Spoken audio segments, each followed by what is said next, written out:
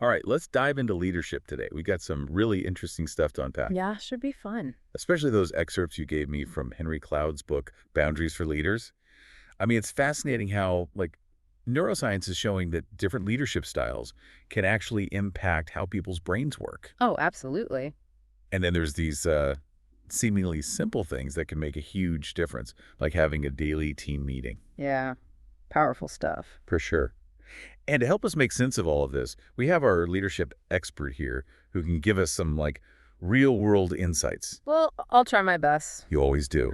One thing that really jumped out at me from the materials was this idea that negative leadership can actually trigger that primal fight or flight response. Yeah, it makes sense when you think about it, right? Easily. I mean, when a leader creates this climate of fear, it basically shuts down all the higher level thinking that's needed for problem solving and innovation. Like everyone's just in survival mode. Yeah, exactly. They're just trying to get through the day, not really contribute their best. Oh, I've definitely been in situations like that. It feels like you can't breathe or say the wrong thing. It's palpable, that tension. It is. So how do we avoid being that leader? What does Cloud suggest? Well, Cloud's a big proponent of leaders being ridiculously in charge, but not in the, controlling and intimidating way. Right, right. He's talking about being very intentional about setting boundaries to create the kind of environment you want. Interesting. He even says the leaders determine what will exist and what will not. Oh, I like that. Meaning they set the stage not just for their vision to succeed, but for their people to succeed as well. So it's not just about saying no to things. It's more about actively defining the structure and culture. Precisely. One example that really stood out to me was how he connected this to brain function. Okay. Our brains have these executive functions, Yeah. attention, inhibition, and working memory. And they're essential for everything we do, from, making decisions to actually executing a strategy. But I'm guessing those functions don't work so well when we're constantly stressed out, right? You got it. Imagine a leader who's always bombarding their team with new initiatives, but never lets them actually focus on anything long enough to make real progress. Oh, for sure. You end up with this, fragmented attention, and it makes it almost impossible to get things done effectively. That's so true. It's like trying to juggle a dozen balls at once. You're going to drop most of them. Exactly. So how do leaders, actually create an environment that supports these crucial brain functions? Well, Cloud uses this great contrast between two companies, Company A and Company B. Okay. In Company A, the leader implemented this really simple but powerful daily morning meeting. And it wasn't just about reporting numbers or anything. Yeah. It was about actively priming the team's brains for success. Interesting. So what did that look like in practice? So each day, the leader would share one key piece of information to really focus everyone's attention, right? Then someone would share a recent success story, kind of highlight what was working. Oh, I like that. And then finally, they would discuss a current challenge and brainstorm solutions as a group. So it's like a daily dose of focus, inspiration, and collaboration. All in one, yeah. All packed into a short meeting. Exactly. And I'm guessing Company B didn't have anything like that. Nope, not at all. And what happened? Well, the difference was pretty stark. Oh, I bet. Company B lacked that intentional focus, so everyone's efforts were kind of scattered, and they really struggled to execute their strategy. Wow. It shows how these seemingly small choices that leaders make can have a huge impact on a team's performance. Yeah, they really can. For better or worse. Now, that example seems very tactical, Yeah. which I appreciate. But how does it connect to that bigger picture of setting boundaries? Is the daily meeting itself a boundary? It is. It's a time boundary, for sure. But it also sets boundaries around, what's discussed, how the team interacts, Right. and what they're actually prioritizing each day. Interesting. It creates a structure for success. That's a really fascinating way to think about it. Yeah, it's not just about saying no. Yeah. It's about proactively designing the conditions for your team to actually thrive. I love that. Now, on the flip side, when leaders don't set those boundaries, they often end up creating a negative emotional climate. Oh, yeah. Think about a leader who's constantly critical, micromanaging, or just radiating negativity. Oh, I can feel the tension just thinking about it. It's awful. So what's happening in our brains in those situations? Well, that's when that fight or flight response kicks in. Oh, wow. Our brains go into survival mode. Yeah. And all those higher level thinking skills we need for things like creativity and problem solving, they basically go offline. So we're not exactly operating at our best. Not even close. It's like our brains are saying, forget long-term goals, just get me out of this meeting. Exactly.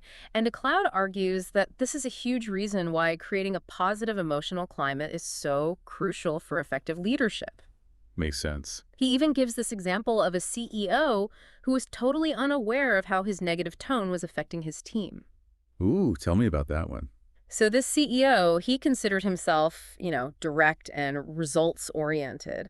But his team experienced his communication as harsh and demoralizing. Oh, wow. Yeah, and their performance plummeted because they were constantly anxious. They weren't focused on actually doing great work. Yeah, that makes sense. They were just worried about messing up. Wow, so even with good intentions, a lack of self-awareness can really backfire. Oh, absolutely. And I guess this is where that concept of psychological safety comes in, right? Exactly. When people feel safe and supported Yes. and trusted, they can actually access those higher level brain functions and thrive. Precisely. So how do we create that kind of environment as leaders? That's where things get really interesting. Clown's book offers some really concrete strategies. Oh, perfect. Well, let's... Maybe we should take a quick break. Yeah, good idea. Let's take a quick break, and then we'll come back and explore those strategies for creating a more positive and productive work environment. Sounds good to me. Okay, so we talked about how leadership can impact the brain. Yeah. But I'm curious about, the role of connection in all this. Cloud mentions this study with monkeys Right. where their stress hormones, significantly dropped Yeah. just by putting another monkey in the cage with them. Interesting study. What's the connection to leadership, though? Well, I think it highlights the power of belonging, even at that basic primal level. That feeling of connection, it reduces stress, which then frees up all this mental energy for those higher level tasks. And Cloud argues that this is just as crucial for humans, especially in the workplace. So you're saying loneliness isn't just a personal issue, it can actually impact team performance. Absolutely. When you feel isolated, unsupported, all your energy goes towards self-preservation, right? So you're way less likely to collaborate or share ideas or really take any risks. That makes a lot of sense. Yeah. But how can leaders actually create that sense of connection? Especially now with so much remote work and distributed teams. Yeah, it's definitely more challenging. Right. But it takes being intentional, and it goes way beyond just scheduling team building activities. Yeah, but those can be kind of cheesy sometimes. Right. Cloud suggests thinking more about the structures and opportunities for connection, both professionally and personally. Okay, can you give me an example? What does that look like? Sure. So professionally, it could be something as simple as starting meetings with a quick check-in. Okay. Allow people to share something personal, maybe a small win they had that day. Yeah. On a more structural level, think about things like rotating leadership roles in projects. Ooh, that's a good one. To encourage collaboration and that cross-functional learning. I love that. Yeah. It's about weaving connection into the fabric of how the team operates. Yeah, exactly. Not just adding it as an afterthought. Okay, so what about the personal side of things? Well, that might be encouraging things like informal gatherings. Yeah. Maybe virtual coffee breaks, or even just celebrating individual milestones and achievements publicly. It's about fostering that sense of community, even when people are physically apart. That's it. Now, I'm also wondering how this ties into the idea of learned helplessness, Right. which Kumpakan talks about. Yeah, it seems like feeling connected would be the opposite of that, right? Totally, because learned helplessness is that feeling like you have no control over your situation, your efforts don't matter. Yeah, it's that feeling of powerlessness. And that's definitely amplified when you're facing challenges alone. For sure. So how can leaders, actually combat this learned helplessness? Cloud suggests a few things, but one of the most powerful is what he calls the control divide exercise. Okay. So you literally just take a piece of paper, draw a line down the middle, Okay. and on one side, you list all the things that are outside of your control. Got it. And on the other side, you list the things that you can influence. So it's about shifting your focus to those areas where you can actually make a difference. Exactly. It can be a real game changer, especially for teams that feel stuck or overwhelmed. For sure. Now, it's not just about shifting our focus, though, right? It's about shifting our thinking. Yes.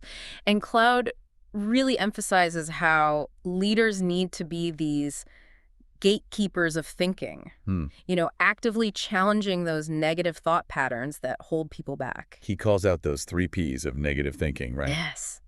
Personalizing, pervasiveness, and permanence. Yeah, those are nasty. It's all my fault, everything is going wrong, and it'll never get better kind of thinking. Ooh, yeah, those are killer. And if those thoughts go unchecked, they become a self-fulfilling prophecy. Yeah, you just get trapped in this cycle of negativity. Exactly. And leaders have this crucial role in breaking that cycle. Okay, so how do we do that?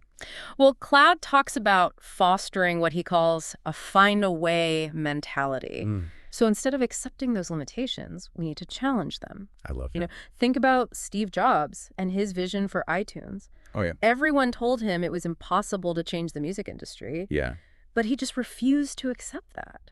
It's about like reframing the problem and looking for creative solutions, even when things seem impossible. Exactly. And that ties back to the control divide idea, right? It's Yeah. not pretending we have control over everything. Right. It's about focusing on what we can influence and taking action. Makes sense. Now, we've been talking a lot about mindset, Yeah, but I'm also thinking about the practicalities of actually building a high-performing team. for sure. Cloud argues that teams need this shared purpose and clear values. How do we translate that into like concrete actions? Well, he's very clear that values need to be more than just words on a wall. They Right. have to be lived and breathed by everyone on the team. Yeah. And that starts with actually defining them clearly. So not just like we value excellence. Right, exactly. It's about going deeper. Mm. It's about getting specific, even granular. Okay. So everyone knows exactly what's expected. Uh-huh. And then you need systems for accountability. Right. So how are you tracking progress towards those goals that are driven by those values? Yeah. And how are you giving feedback and recognizing people when they are living those values? So it's about aligning actions with values Yes. and making sure those values are reflected in everything the team does. Exactly. Now, this requires a high level of trust, right? Oh, definitely. If people are afraid to speak up, share ideas, or admit mistakes, you're not going to have real accountability or high performance. That is true. So how do we make sure people feel safe enough to be honest and vulnerable? Yeah, that's the key question, right? It starts with the leader modeling those behaviors. Okay. Are you willing to be vulnerable? Yeah. Admit your own mistakes, ask for help when you need it. It's about leading by example. Exactly. Showing your team it's okay to not be perfect. Yeah, I like that. And it's about creating a culture where people feel valued and respected regardless of their position or level of experience. For sure. Actively listening, giving credit where it's due, celebrating successes. These are all crucial for building trust. It's about creating a sense of belonging, that shared ownership, Yes. where everyone feels like they have a voice Yes. and that their contributions actually matter. You got it. And that brings us to another crucial piece that Cloud emphasizes, and that's leading as an open system. I'm intrigued. What does he mean by that? How does it connect to all this? So he contrasts this with a closed system, Okay. which are those organizations or teams that are just very resistant to change, resistant to feedback. They kind of operate in a bubble.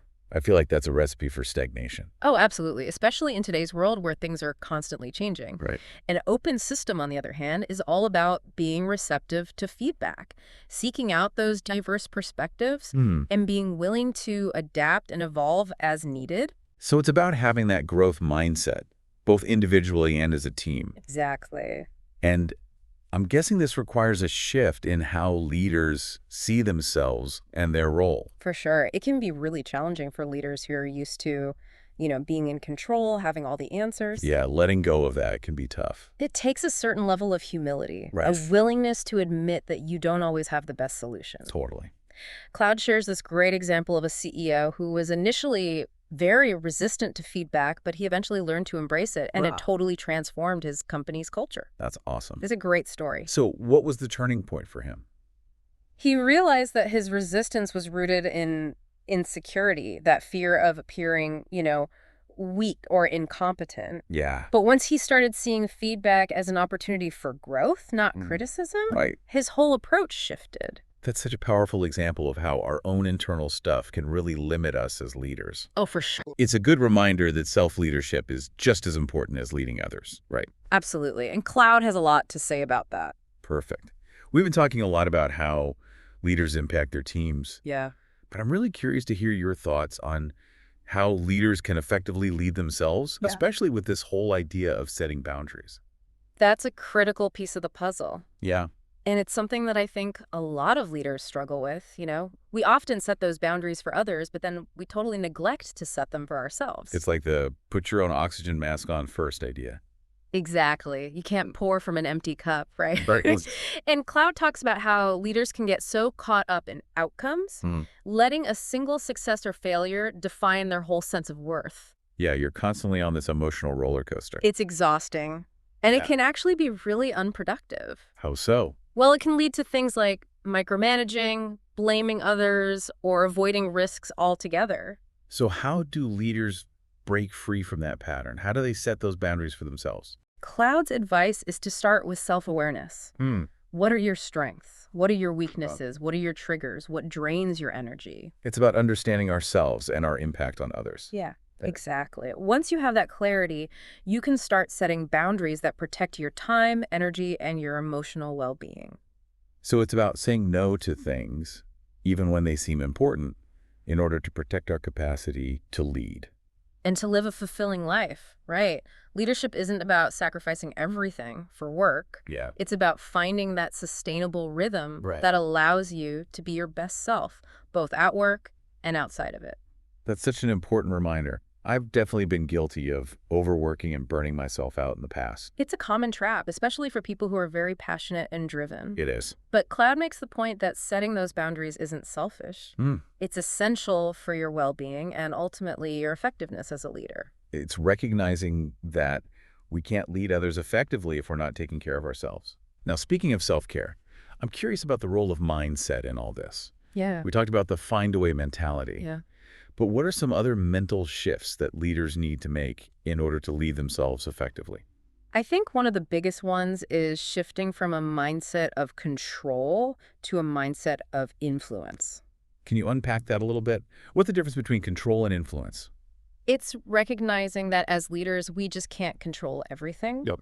There are always going to be those external factors, unexpected challenges, and, people who just don't do what we want them to do. That sounds like a recipe for frustration. It can be if you're holding on to that illusion of control, Yeah. but when you shift to a mindset of influence, you're focusing on what you can impact. Your own actions, your communication, your attitude. So it's less about forcing people to conform to our vision Yeah, and more about inspiring and empowering them. exactly. It's about trusting that when we create the right environment, people will step up and do amazing things. I like that. Now, this all sounds incredibly powerful, but I'm also wondering about the internal challenges leaders face when they're actually trying to make these shifts. Because it's one thing to understand these concepts, Yeah. but putting them into practice can be a whole other ball game. Oh, absolutely. And Cloud addresses this directly in the book. Okay. He talks about the importance of managing what he calls our inner critic. Oh, That voice that's constantly telling us we're not good enough, that we're going to fail, we should just give up. Ugh, I know that voice all too well. It can be incredibly debilitating, It really can. especially when we're facing challenges or setbacks. But Cloud offers some really practical strategies for dealing with that inner critic. I'm all ears. What does he suggest? Well, first, it's about becoming aware of that negative self-talk. Okay. Notice when it's happening and really challenge those thoughts. Right. Are they actually true? Are they helpful? It's like taking those 3 Ps Yeah. and applying them to our own internal dialogue. Exactly. And then it's about reframing those negative thoughts. So instead of, I'm not good enough, it's, what can I learn from this experience? It's about shifting from judgment to curiosity. Yes. And growth. Yeah, I love that. And that ties back to leading as an open system, right? Huh. Being open to that feedback, not just from others, but from ourselves. It's embracing that journey of leadership. Yeah. Knowing that we'll never be perfect, but we can always strive to be better. Well said. Now, before we wrap up completely, I'd love to hear your perspective on something we touched on earlier, and that's creating an environment where people thrive. Yes.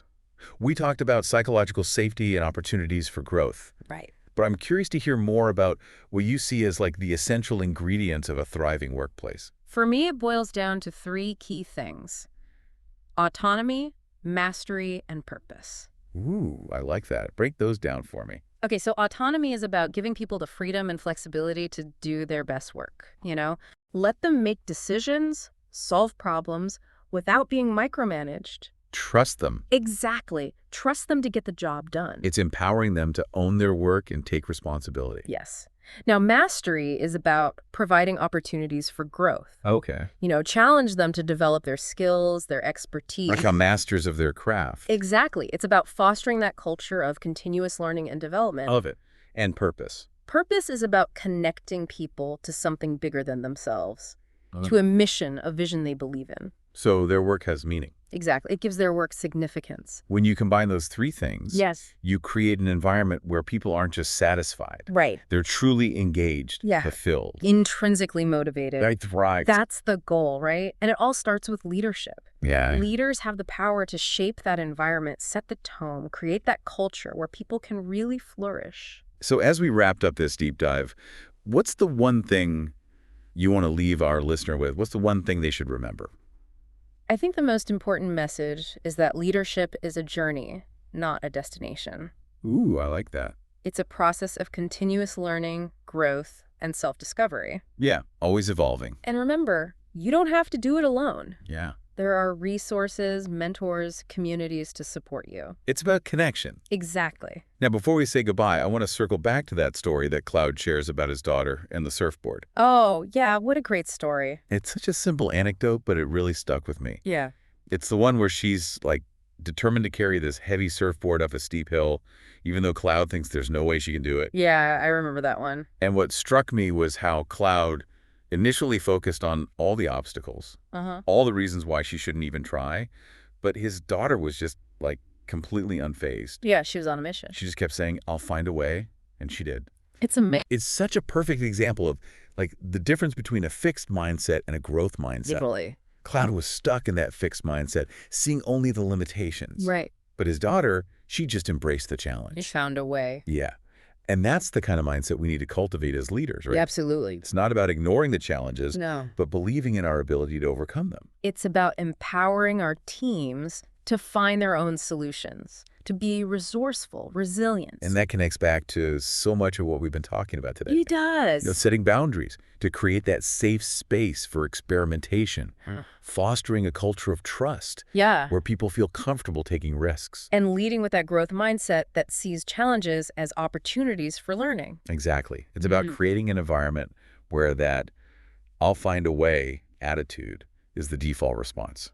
Instead of, that's impossible. Yeah, exactly. Yeah. So as we wrap up this deep dive, Yeah. we've covered a lot, Yeah. from the neuroscience of leadership to setting boundaries to leading as an open system. Lots of good stuff. If you could give our listener just one piece of advice to help them on their leadership journey, what would it be? That's a tough one. I think the most important thing is to remember that leadership is about service. Service. Yeah, it's about empowering others to achieve their full potential, Okay. to make a meaningful contribution, All right. and to live fulfilling It's lives, not about power or control. right? It's about guiding, supporting, inspiring others. To do their best work. Exactly. And that starts with leading ourselves effectively. Yeah. Setting those boundaries, managing our energy, cultivating a growth mindset. It's all connected. It's about leading with intention, with compassion, Yeah. and a deep commitment to serving others. Beautifully said. I think that's a perfect note to end on. This has been such a great conversation. It really has. Thank you so much for being here today. My pleasure. And to you, our listener, thank you for joining us on this deep dive into the world of leadership. Yeah. Thanks for listening. We hope you've gained some valuable insights And some inspiration. to help you on your own leadership journey. Until next time, remember, lead with intention Embrace those boundaries. and never stop learning and growing. See you next time.